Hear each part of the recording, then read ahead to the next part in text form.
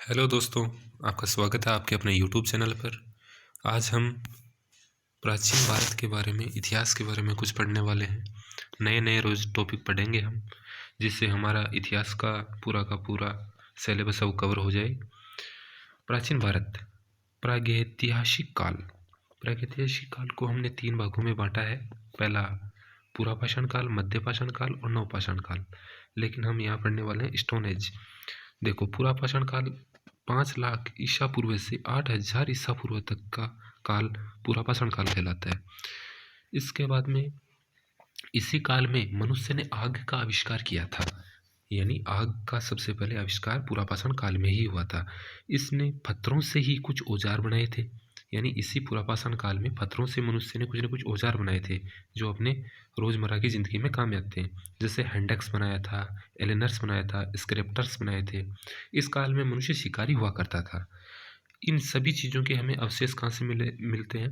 जैसे बेलन रिवर है, सोहन रिवर वैली है और नर्मदा रिवर वैली है। इन सभी रिवर वैलियों से हमें पुरापाषाण कालीन मनुष्य के अवशेषों के बारे में ज्ञात होता है।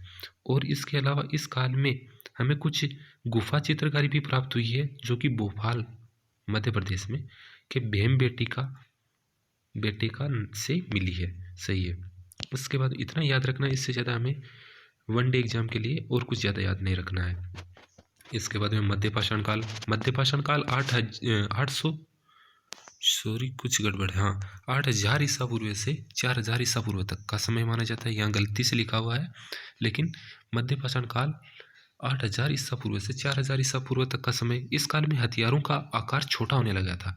जैसे पहले बड़े हथियारों का काम में लिया जाता था, उन्हें अब उनका आकार छोटा कर दिया गया था, जो कि माइक्रोलिथम्स कहा जाता है। माइक्रोलिथम, जिनको हमने स्क्रिप्टर्स वगैरह, जो बड़े बड़े हथियार थे, उनको आकार छोटा कर दिया गया था और उनको माइक्रोलिथम्स कहा जाता है। इस काल में मनुष्य ने पशुपालन की भी शुरुआत कर दी थी, यानी मनुष्य धीरे धीरे समझदार होने लग गया था।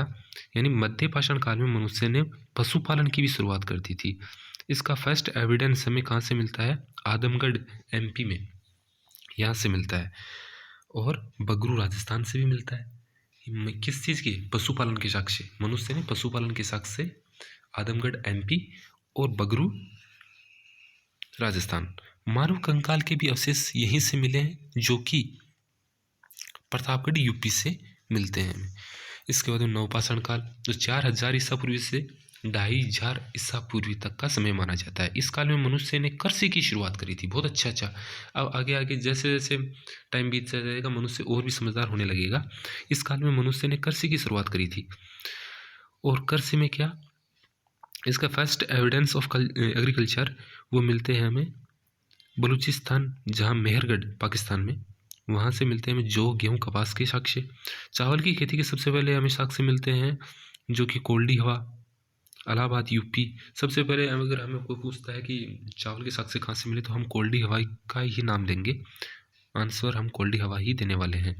और फर्स्ट एविडेंस ऑफ एग्रीकल्चर बोले तो मेहरगढ़, जहाँ से हमें जौ, गेहूँ, कपास, पाकिस्तान में है फिलहाल तो ये मेहरगढ़, वहाँ से मिलते हैं। और चावल के साक्ष्य में कोल्डी हवा से मिलते हैं। जम्मू कश्मीर के ब्रिज होम नामक स्थान से मानव कंकाल के साथ कुत्ते की हड्डियों के साक्ष्य मिले हैं।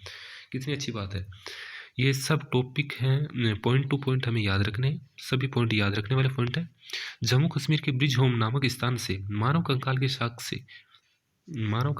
साथ कुत्ते की हड्डियों के साक्ष्य भी मिले हैं। ब्रिज होम से ही हमें कुछ मिट्टी के बर्तन भी मिले हुए। चलो, आज के लिए इतना बहुत है। इसके बाद हम आधे ऐतिहासिक काल में कल से प्रवेश करेंगे। तब तक के लिए टेक केयर।